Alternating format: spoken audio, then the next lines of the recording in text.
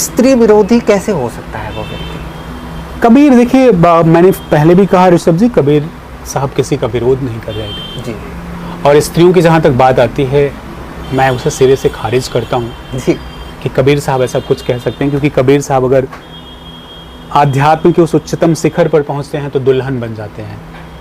तो जो स्वयं स्त्री बन जाता हो, दुल्हन गावे मंगल चार, मोर घर आए राजा राम भरतार, ईश्वर को वो पति स्वीकार कर लेगा, ऐसा व्यक्ति ईश्वर की निंदा नहीं कर सकता। जो ये व्यक्ति कहता हो कि नारी निंदा ना करो, नारी रतन धन खान, नारी से पैदा हुए ध्रुव प्रहलाद, तो वो कैसे निंदा कर सकता है?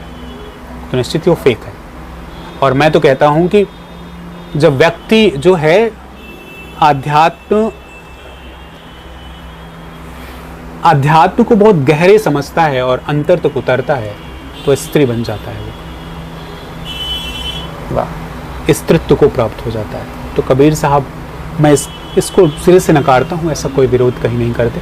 ये हमारी आपकी देन है, हमारे आपके जहन की बात है कि हम कह रहे हैं कि कबीर विरोध करें। एक्चुअली हमारे कहीं ना कहीं हमारे मन में जहर भरा हुआ है, अपने जहर को कबीर की मदद से उगल रहे हैं, हम वही कर रहे हैं और कुछ नहीं है। कबीर साहब के यहाँ कोई स्त्री कोई पुरुष नहीं है। जहाँ जहाँ स्त्री और पुरुष की बात आती है वहाँ वहाँ कबीर नहीं है, कबीर साहब वहाँ नहीं हो सकते। जहाँ सिर्फ एक की बात आती हो, जहाँ सिर्फ ये बात होती है कि मैदा एक पकवान बहु, मैदा एक ही है, वहाँ वहाँ कबीर है। सो कोई स्त्री पुरुष नहीं, कोई जाति नहीं, कोई परंपरा नहीं। जहाँ सारे बंधन टूट कर एक सब सारे जल एक ही में समा जाए, वो कबीर है। वहाँ नदी का जल, गंगा का जल, कुएं का जल, नल का जल नहीं रहता, वहाँ जल रहता है। तो जहाँ जल है जो स्वच्छ है वो कबीर है। बाकी तो सब लोगों ने अपने अपने कुएं, अपनी अपनी बाड़ी, अपने अपने नल बना रखे हैं कि हम ही पानी भरेंगे। तो अब वो जातिगत हो सकता है, वो धर्मगत हो सकता है, कबीर के यहाँ इसकी कोई गुंजाइश नहीं है। वाह, क्या बात है। शायद इसीलिए कबीर ने कहा होगा, राम मोर पिया मैं उनकी बहुरिया। देखें कितनी बड़ी बात, पिया बहुरिया, यहाँ भी स्त्री बन गई कबीर साहब। तो निश्चित तो स्त्री का कहीं विरोध नहीं है। बिल्कुल, क्योंकि आप हमें सोशल मीडिया से पता भी चला कि आप कुछ कुछ गुनगुनाते हैं। तो अगर मैं चाहता हूँ, दरख्वास्त, हमारी बात करीब करीब समाप्ति पे है। कबीर घंटे 2 घंटे में पूरा हो नहीं सकता, कबीर के लिए 200-400 घंटे कम हैं। और हम चाहते हैं कि आप कुछ जो आपका मन हो। आज तो मैं डफली लाया नहीं। मैं अगर डफली लाता तो कुछ गुनगुना देता। अब ऐसे मैं क्या गुनगुनाऊं? चलिए कबीर की एक साखी गा देता हूँ, कोशिश करता हूँ जी।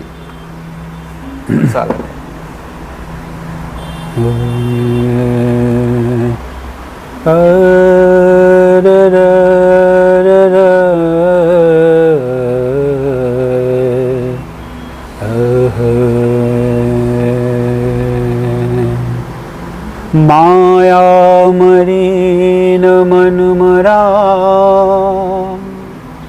मर मर गया शरीर। माया मरी न मन मरा, मर मर गया शरीर। आशा तृष्णा ना मरी,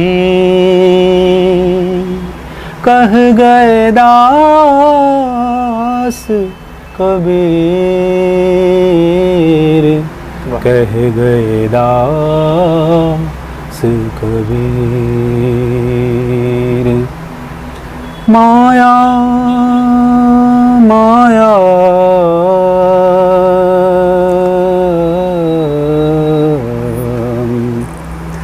जाति न पूछो साधु की, पूछ लीजिए ज्ञान।